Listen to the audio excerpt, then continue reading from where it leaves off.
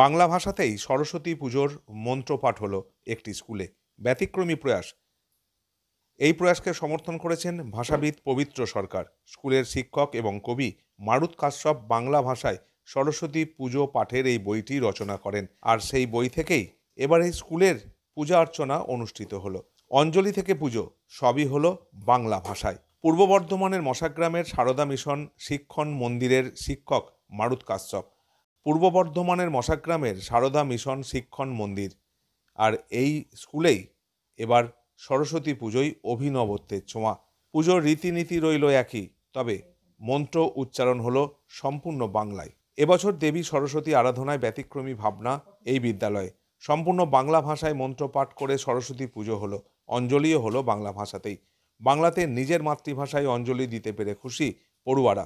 তারা জানাচ্ছে, এতদিন সংস্কৃত মন্ত্রের মানে বুঝতো না, কিন্তু এবার তারা প্রকৃত অর্থ কী তা বুঝতে পারল। এদিন বাংলা মন্ত্রের বই প্রকাশ হয়।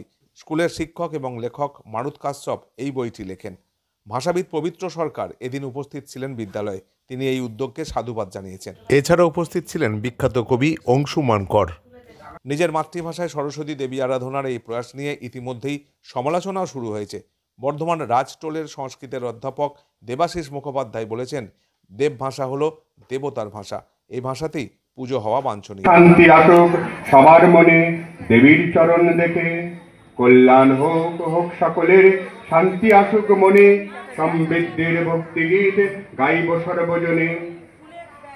লেখার কাজে যুক্ত হয়ে সরস্বতীর পূজা করি, কর্তব্যে মতি রেখে এই কামনাই করুন, সমৃদ্ধি হোক সকলের, সমৃদ্ধি হোক, সফলতা আসুক সবার দেবীর চরণ দেখে। সমৃদ্ধি হোক সকলের, সমৃদ্ধি হোক, সাফল্য আসুক সবার, আসুক মনে আলো। জয় হোক দেবী তোমার এমন চরাচরে,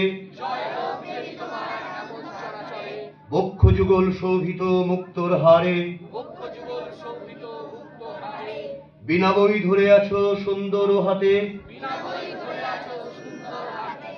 জগতে জ্ঞানের দেবী তোমাকে নমস্তে। ফুলচন্দন বেলের পাতা, সাথে লেখার কলম, ওং ঐং সরস্বতী গাইছি জয়গাথা। ওম চাঁদ সূর্য জল আগুন, এই প্রকৃতির অসীম গুণ, বিষ্ণু ব্রহ্মা বৃহস্পতি, গণের পতি গণপতি, সব অগতির যারা গতি, সমৃদ্ধির অধিপতি। শক্তি জাগুক এ প্রার্থনায়, সবার জন্য আরাধনা। আসুক সমৃদ্ধি আসুক, আসুক সাফল্য আসুক, প্রাণে সুখের হাওয়া লাগুক। হে আধার শক্তি তুমি ভরসা, প্রণাম জানিয়ে তোমার পদে রাখি আশা। গোদাবরী ওম নর্মদা সিন্ধু কাবেরী, তোমানের পাপ ধুয়ে যায় পবিত্র হয় মতি। এই জলেতে এসো সকল বেগবতী।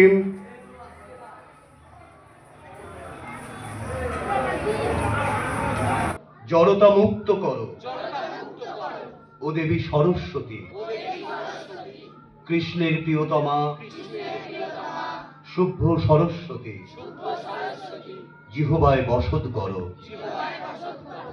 বেলপাতার চন্দন,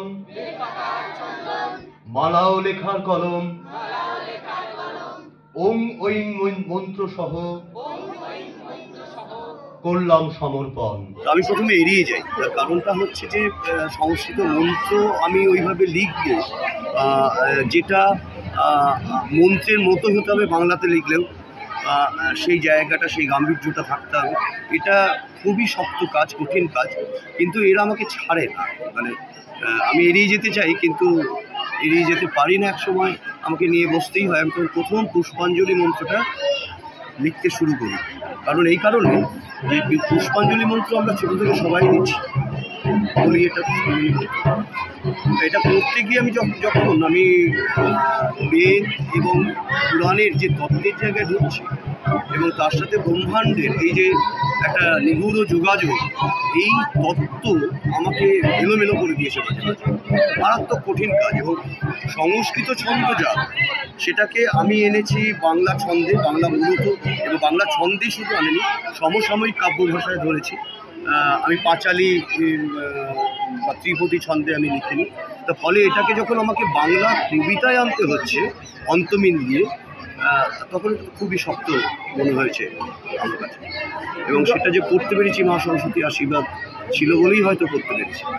তুমি অঞ্জলি দিলে আজকে এখানে প্রথমবার আমরা বাংলা ভাষাতে অঞ্জলি দিলাম। আমাদের নিজেদের মাতৃভাষায় অঞ্জলি দিয়ে আমরা সত্যি খুব আনন্দের সহকারে আমরা অঞ্জলি দিই।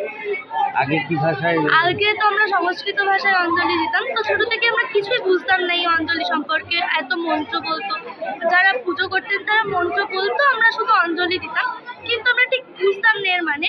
আজকে এই যে বাংলা ভাষায় অঞ্জলি দিয়ে আমরা মন্ত্রের সব মানে বুঝে সত্যি আমরা খুব ভালোভাবে আজকে অঞ্জলি দিলাম। কতটা সহজ বলে মনে হয়? সত্যিই খুব সহজ, আমাদের মাতৃভাষা সত্যিই খুব সহজ।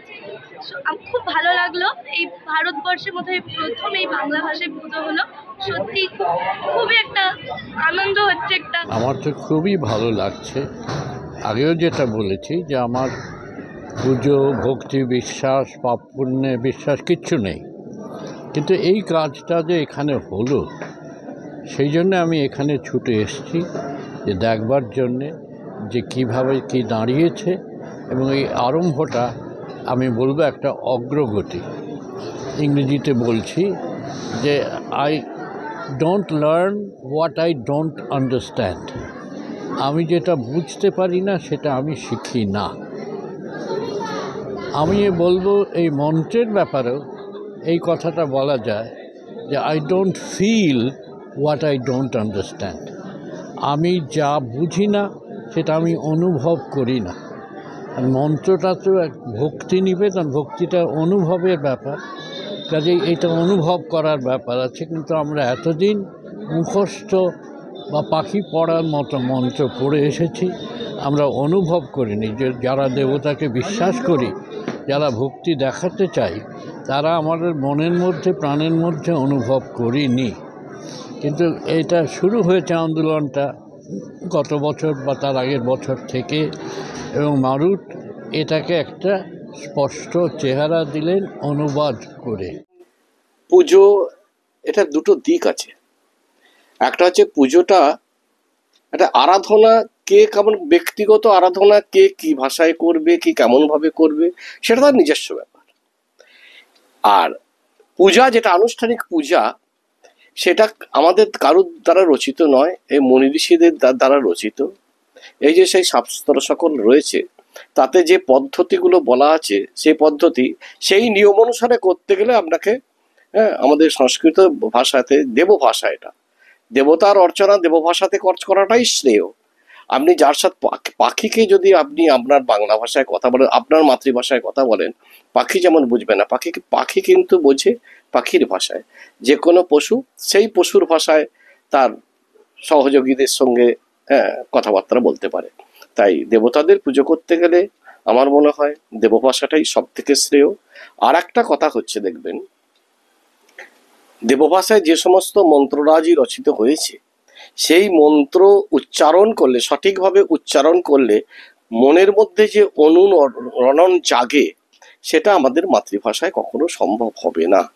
তবে হ্যাঁ, এখানে একটা কথা আছে যে মন্ত্র যদি বিশুদ্ধভাবে উচ্চারণ করতে হবে। এবার সংস্কৃত ভাষায় আজকে অনেকেই পারদর্শী নয়, সংস্কৃত মন্ত্র অনেক ভুল বলে, সেক্ষেত্রে আমি বলবো বাংলা ভাষাতে, নিজের মনের ভাষাতে কথা বলুক, সেটা ঠিক আছে। কিন্তু এটা সার্বিকভাবে, একটা সামাজিকভাবে একটা পূজার অনুষ্ঠান, এটা দেবভাষাতে করাটাই আমার মনে হয় শ্রেয়।